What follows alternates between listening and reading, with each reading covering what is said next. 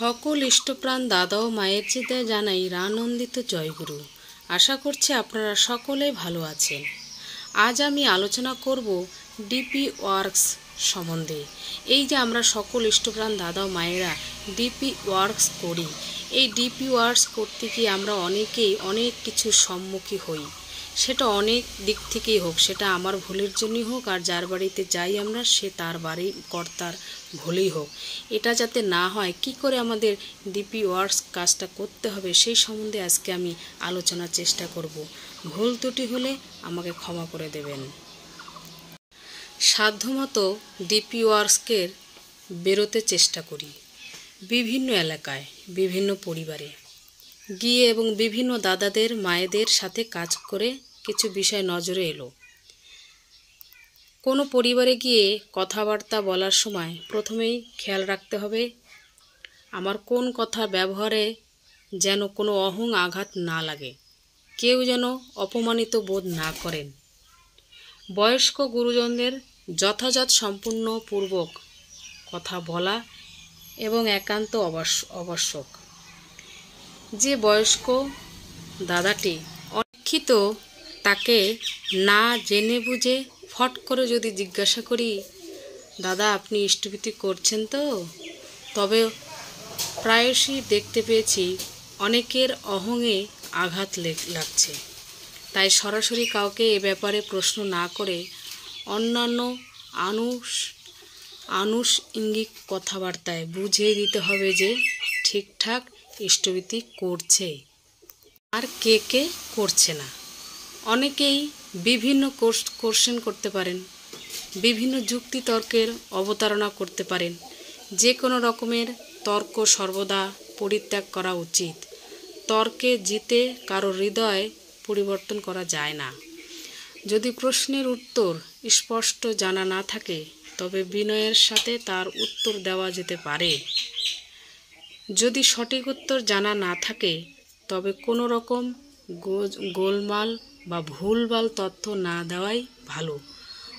বরং বলতে হবে যে আমি প্রশ্নটা খুবই গুরুত্বপূর্ণ, এটার উত্তর আমার জানা নেই, তবে আমি উত্তরটা ভালো লোকের সঙ্গে জেনে আমি আপনাকে পরবর্তীতে বলবো। কথাবার্তা বলার সব সময় কথা প্রসঙ্গে কোনো রকম পরনিন্দা, পরচর্চা বা রাজনৈতিক চর্চা যেন শুরু না হয়ে যায়, তা সচেতনভাবে আমাদের কথা বলার সময় খেয়াল রাখতে হবে। কেউ যদি ইষ্টভীতি না করে, সব ভুলে গিয়ে থাকে, ঘরে যদি যথাযথভাবে ঠাকুরের না থাকে, তাহলে কোনোভাবে তাকে তিরস্কার করা যাবে না। কোন কথায় তার ভিতরে অপরাধ সৃষ্টি করা বা তার অহং আঘাতে করা একদম উচিত নয়। তাকে বলা হয় বা বলতে হবে আপনার আসনে যে ঠিকঠাক নেই বা আপনি যে সব ভুলে গেছেন তার জন্য দোষ বা তার জন্য দায়ী আপনি নয়, আমরা যদি আপনার বাড়িতে ঠিক সবসময় যদি যোগাযোগ রাখতাম তাহলে আপনার বাড়িতে এসে আজকে ঠাকুরের আসন এরকম দেখতাম না। কারো আসনে যদি ঠাকুর ছাড়াও অন্য দেবদেবীর ফটো বা মূর্তি থাকে তবে তাকে ফট করে বলতে নেই ঠাকুরের আসন থেকে কালীর ফটো সরিয়ে ফেলুন। এটা কখনো বলতে নেই, সে আরও খুব আঘাত পায়। ঠাকুরের আসন অন্য দেবী ফটো রাখেন, আপনি অপরাধ করেছেন, এইসব কথা কখনো বলতে নেই। তাতে সেই ব্যক্তিটি দীর্ঘদিনের বিশ্বাসেও ভক্তিতে আঘাত দেওয়া হয়। তিনি ক্ষুব্ধ ও অপমানিত বোধ করাটাই স্বাভাবিক। আমায় কেউ অমন বললে আমি রেগে যাব। বরং পরিবেশ, পরিস্থিতি ও ব্যক্তির মানসিক অবস্থায় বিচার করে আমরা বলতে পারি আপনার আসনে কালী দুর্গা ফটো যেগুলোই আছে সেগুলো যথাস্থানে থাকুক। আপনি তাদের ভক্তি ভেবে যেমন পূজা করছেন তাই করুন। এবং একটা কাজ করতে পারেন, আপনি ঠাকুরের আসন অন্যত্র বসাতে পারেন, যে কোনো একটা উপযুক্ত স্থানে, যেমন টেবিলে, তাকে শোকেসের ওপর ইত্যাদি স্থানে একটা সাদা পরিষ্কার কাপড় বিছিয়ে তার উপর ঠাকুর, বড়দা, বড়মা ও আচার্যদেবের ফটো সুন্দরভাবে বসিয়ে দেওয়া যেতে পারে। কেন গুরুর আসন পৃথক রাখতে হয়, তাতে কি লাভ হয়, তার যুক্তিসঙ্গত কারণ যথাযথভাবে বুঝিয়ে বলল অধিকাংশ মানুষ বুঝে যায়। যারা নিয়মিত ইষ্টভৃতি করছেন বা জমা দিয়েছেন বলে জানি, সম্ভব হলে তাকে একবার যাচাই করে নিলে ভালো তিনি ঠিকঠাক প্রক্রিয়ার মতো ইষ্টভৃতি করছেন কিনা। অবশ্যই বিনয়ের সাথে তার অহংয়ে আঘাত না দিয়ে তা জানতে হবে।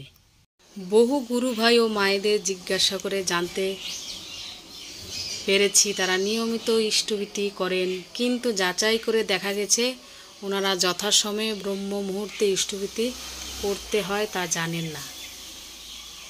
প্রণাম করার নিয়ম জানেন না। অনেকেই প্রণামের মন্ত্র ভুলে গেছেন বা জানেই না। কিছুক্ষণ চক্রের ফটোর সামনে রেখে নাম ধ্যান করার কথা অনেকেই জানেন না। শত অনুজ্ঞা মন্ত্র উচ্চারণ করেন অমন বহু মানুষ পেয়েছি ইষ্টভৃতির মন্ত্র ভুল উচ্চারণ করেছেন। 20 বছর পূর্বে 50 পয়সা দিয়ে ইষ্টভৃতি শুরু করেছিলেন, এখনও তা করছেন। ইষ্টভৃতির পরিমাণ যে বাড়ানো যায় তা জানেই না। থানকুনি পাতা অনেকেই খান, 30 দিনে ইষ্টভৃতি পাঠাতে হয় তা জানেন না। অর্ঘ্য প্রশস্তি সংগ্রহ করে আনেন না ইত্যাদি বহু ত্রুটি। আমার যখন বিনয়ের সাথে তাদের এই কথাগুলি সরিয়ে দিতে চেয়েছি, ওনারাও খুব খুশি হয়েছেন। একটা কথা অতি অবশ্যই মনে রাখতে হবে আমাদের, ডিপি ওয়ার্কস মানে শুধু মোবাইল অ্যাপে ডাটা আপডেট করা নয়, আর কাউকে তাৎক্ষণিকভাবে ইষ্টভৃতি শুরু করিয়ে দেওয়া নয়। আমি কতগুলো ডাটা তাড়াহুড়ো করে মোবাইল এন্ট্রি করে ফেললাম, সেই সংখ্যা দেখে তৃপ্তি হবার বিষয় নয়। ডিপি ওয়ার্কস মানে হারিয়ে যাওয়া গুরুভাই ও মায়েদের খুঁজে বের করে তাদের সাথে নিয়মিত যোগাযোগ রক্ষা করে আলাপ পরিচয় ভালোবাসা সেবা সহানুভূতির মাধ্যমে তার হৃদয় পরিবর্তন করে তাকে সক্রিয় করে তোলা।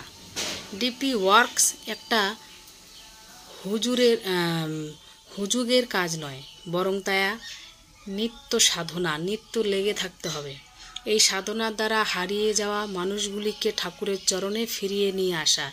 এই কাজ ঠিকঠাক করতে হলে নিজেকে ঠিকঠাকভাবে নিত্য নাম ধ্যান ইষ্টভৃতি প্রার্থনা সন্ধ্যা সদ্গ্রন্থাদি পাঠ ইত্যাদি চালিয়ে যেতে হবে।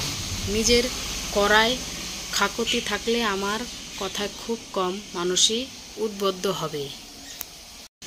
শুধু আমি ডিপিআর করছি তা যেন না হয়। আমার আশেপাশে অন্যান্য গুরু ভাই ও মায়েদের এই কাজে সক্রিয় করে তোলাই একান্ত কর্তব্য। যে লোকটি ইষ্টভৃতি করছে না তাকে সকাল সন্ধ্যা বিনতি প্রার্থনা করার কথা বলা বৃথা। তাই যাকে যেমন যতটুকু কথা বলা প্রয়োজন ঠিক ততটুকুই যেন বলি। এদিকে মধ্যেই একজন পরিবর্তন করে সম্পূর্ণ একদিনের মধ্যেই একজনকে পরিবর্তন করে সম্পূর্ণ সক্রিয় করে তোলার চেষ্টা যেন না করি। ডিপি ওয়ার্কস এর যাওয়ার সময় দাদারা মায়েরা যদি সৎসঙ্গের যথাযথ পোশাক পরিধান করে বের হন, তবে তা মানুষের মনে শ্রদ্ধাবোধ জাগ্রত করে। লক্ষ্য রাখতে হয় কোনো রকম অশালীন অপরিচ্ছন্ন বা উচ্ছৃঙ্খল ভাব যেন আমার পোশাক চলন ও কোথায় না থাকে। কোনো বাড়িতে যদি পুরুষ লোক না থাকে, শুধু মহিলারাই যদি ঘরে উপস্থিত থাকে, তবে ডিপি ওয়ার্ক টিমে মায়েদের উপস্থিত ছাড়া ঘরে প্রবেশ করা উচিত নয়। দরজার বাইরে থেকে যতটুকু সম্ভব কথাবার্তা বলে চলে আসা ভালো। একটা টিমে খুব বেশি লোক থাকলে কাজে বিঘ্ন হয়। অনেক লোক একসাথে কারো বাড়িতে গেলে সেই বাড়ির মানুষও সকলের বসার ব্যবস্থা করার জন্য চা পানের ব্যবস্থা করতে ব্যস্ত হয়ে পড়ে।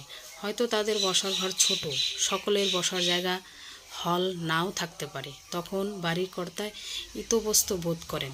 তাছাড়া অনেক লোক একসাথে থাকলে নির্বিঘ্নে মনোযোগ দিয়ে কথাবার্তা বলা যায় না।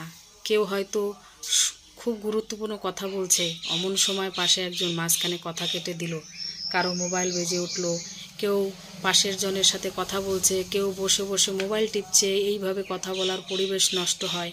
তাই একটা টিমে 3 জন কি 4 জন থাকলে যথেষ্ট, এর বেশি নয়। সেই টিমে একজন বা দুইজন মা থাকলে অতি উত্তম। জয়গুরু সকল ইষ্টপ্রাণ দাদা ও মায়েদের এর বেরোবার সময় সাথে করে কয়েক সেট বাঁধানো ছবি, ঠাকুর, বড়মা, বড়দা ও আচার্য দেব সর্বশেষে প্রকৃতি, তারপরে কয়েকটা টুকরা সাদা কাপড়, প্রণাম মন্ত্র, শত অনুজ্ঞা এবং ইষ্টভীতির মন্ত্র লেখা, কয়েক কপি জেরক্স, কিছু কয়েন, ডায়েরি, কলম সাথে নিয়ে বেরোলে ভালো, কাজে সুবিধা হয়। সকল ইষ্টপ্রাণ দাদা ও মায়েদের জানাই রানন্দিত জয়গুরু। এই ডিপি ওয়ার্কসের কথাগুলো আপনাদের কেমন লাগলো? যদি ভালো লেগে থাকে তাহলে সবাইকে বলবো, আমার ভিডিওটা যদি ভালো লেগে থাকে তাহলে আমার ভিডিওতে লাইক, কমেন্ট, শেয়ার করে এবং সাবস্ক্রাইব করে পাশে থাকবেন। আবার নতুন একটা ভিডিও নিয়ে আসার চেষ্টা করব।